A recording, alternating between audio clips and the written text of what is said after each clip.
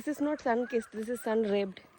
അങ്ങനെ അതിരാവിലെ തന്നെ, അത്ര രാവിലെ ഒന്നുമല്ല, ഒരു 8 മണിയായിക്കാണ്. ആ സമയത്തിന് ഞാനും കാർച്ചയും കൂടെ അമ്പലത്തിൽ പോകാനായിട്ട് ഇറങ്ങിയിട്ടുണ്ടായിരുന്നേ.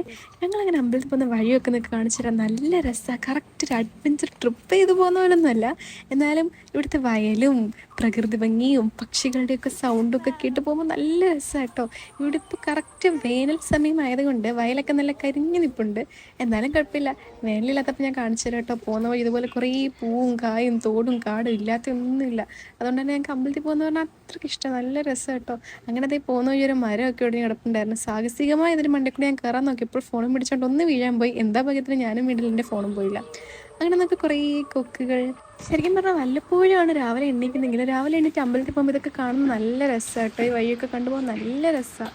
You know what I feel now like, ഇല്ല ഇവിടെ ഞാൻ വീഡിയോസ് എടുക്കാൻ വേണ്ടിയിട്ട് അമ്പലത്തിൽ പോകാൻ വന്ന പോലെ എനിക്ക് തന്നെ തോന്നുന്നു.